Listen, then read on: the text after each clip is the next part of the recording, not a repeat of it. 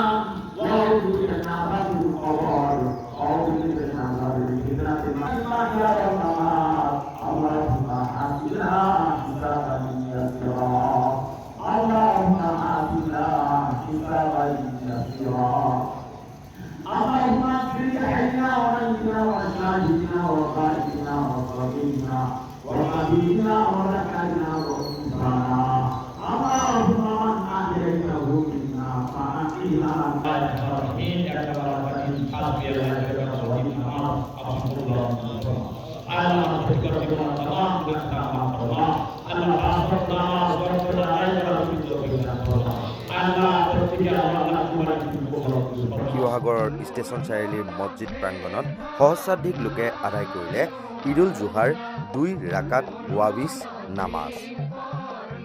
লগতে বিশ্ব শান্তিৰ বাবে কৰিলে দোৱা। আহমাদুহু ওয়া নুছল্লি আলা ৰাছুলিল কাৰীম আম্মা বাদ।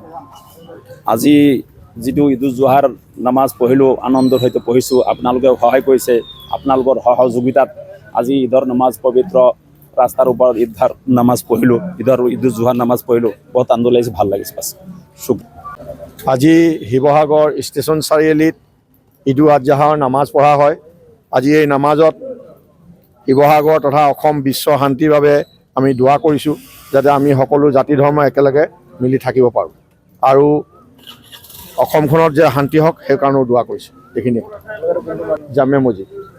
আজি আমাৰ পবিত্ৰ ঈদ-উল জুহাৰ দিন আৰু ঈদ-উল জুহা প্ৰত্যেক বছৰ আগৰ দৰে প্ৰত্যেক বছৰত আমি পালন কৰোঁ। ইয়াত প্ৰশাসন বিভাগে আমাক নমাজৰ এটা সুযোগ দিয়ে। আমি বহুত বছৰৰ পৰা পঢ়ি আছোঁ, বৰ আনন্দিত হওঁ।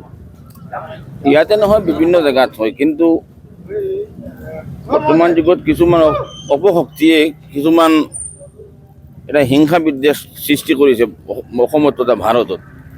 আমি আজি ঈদৰ নমাজ পঢ়ি বিশ্ব শান্তিৰ কাৰণে দোৱা কৰিছোঁ যে এই যে এটা বিশৃংখলা সৃষ্টি হৈছে, এই সৃষ্টিটো যেনে তেনে ওপৰৱালাই শেষ কৰক আৰু আমি চব জাতি ধৰ্ম নিৰ্বিশেষে একেলগত অসমত থাকি মিল মহব্বতত বসবাস কৰিব পাৰোঁ, তাৰ কাৰণে আমি আল্লাহৰ ওচৰত দোৱা কৰিছোঁ। শিৱসাগৰৰ পৰা পাৰ্শ্বতী গগৈৰ প্ৰতিবেদন, নৰ্থ ইষ্ট নাও।